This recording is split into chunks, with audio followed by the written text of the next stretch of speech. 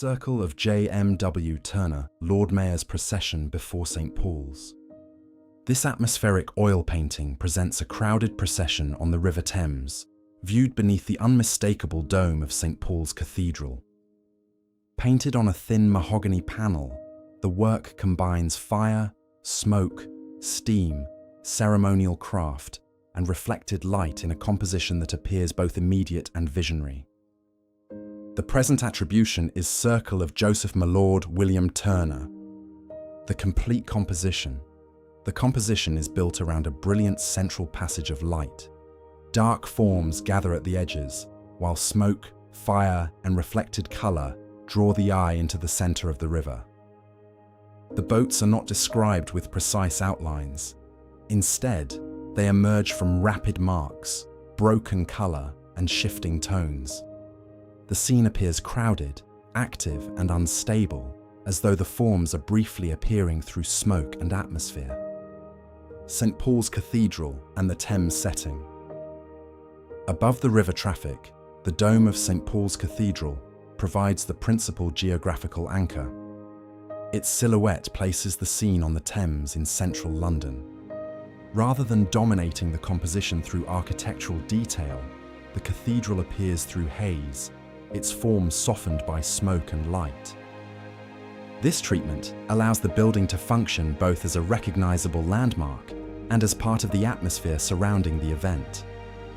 Ceremonial craft and flags. Across the river, a dense sequence of boats, barges, and smaller vessels creates the impression of a public procession. Flags and pennants are suggested through small, concentrated touches of red, blue, white, and yellow. Figures are also indicated with remarkable economy. A single stroke may suggest a person, a mast, a flagpole, or the edge of a vessel. The result is not a detailed documentary record, but a compressed impression of noise, movement, and ceremony. The steamer. Among the traditional and ceremonial craft is a steamer, identifiable by its dark funnel and rising smoke. Steam vessels were already active on the Thames from the 1820s onward. Their appearance transformed the river, bringing modern mechanical power into a setting still occupied by sailing vessels, barges, and ceremonial boats. Within this painting, the steamer becomes an important part of the contrast between tradition and modernity. 202 to 220. Fire, smoke, and atmospheric light. The brightest passages are formed through pale, thinly applied paint. Smoke and light merge together, dissolving the boundaries between sky, architecture, boats, and water. The central illumination may suggest fire, artificial lighting, or reflected flame. Rather than explaining the event literally, the painter uses light to create excitement and uncertainty. The scene becomes an experience of atmosphere as much as a representation of place. Water handling. The treatment of the river is particularly expressive. Broken horizontal strokes suggest the movement of the water, while sudden vertical accents create reflections beneath the boats and lights. Some marks are dragged thinly across the surface. Others are placed more heavily, producing concentrated flashes of brightness. The water is not built through smooth blending or careful description. It is assembled from interruptions, glancing highlights, and rapid changes of direction. These marks allow the river to appear active without becoming rigid or over-defined. Scumbling and thin paint. Across the smoke, sky, and illuminated passages, pale paint has been lightly dragged over darker and warmer layers. This technique creates soft veils of colour through which the underlying surface remains visible. The result is a sense of depth without heavy modelling. Light seems to sit over the darker passages rather than completely covering them. In several areas, the paint becomes extremely thin, allowing the warm tone beneath to contribute directly to the finished effect. Warm support and underlayers. The painting was executed on mahogany, and parts of the warm wooden support remain visible through the translucent paint. Red, brown, and golden tones appear beneath the surface, helping to unify the composition. These underlying colours are not simply hidden preparation. They participate in the final image, strengthening the warmth of the smoke, fire, figures, and reflected light. Jewel-like accents. Throughout the composition, small deposits of stronger color animate the darker structure. Red, blue, yellow, and white touches appear as flags, figures, lights, and reflections. Because the surrounding paint is thin and subdued, these concentrated accents appear especially vivid. They function almost like small jewels placed within the smoky atmosphere. Each mark is economical, but together they give the procession energy and visual rhythm. Incised and drawn through lines. Close examination reveals a number of incised and drawn through lines within the paint surface. Some appear to organize perspective and recession. Others may define boats, architectural forms, or the direction of movement across the river. A diagonal mark appears to have been made by drawing a sharp implement, or possibly the handle of a brush, through wet or partially set paint. These marks form part of the physical construction of the image, rather than later surface decoration. Curved marks, brush hairs, and impression.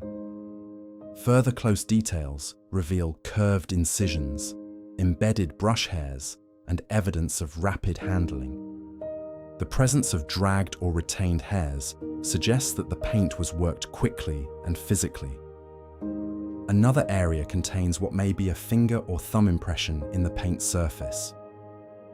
This cannot be connected to a particular individual, but it remains an intriguing record of the act of painting. Together, these details show a process that was direct, experimental, and highly responsive. Before and after conservation. Before recent conservation, the painting appeared considerably darker. Old varnish and previous intervention obscured parts of the composition and reduced the distinction between smoke, light, and river activity. The before and after images show how strongly the surface condition affected the reading of the work.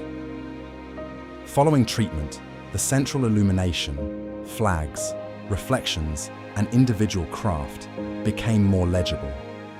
The conservation did not create these features.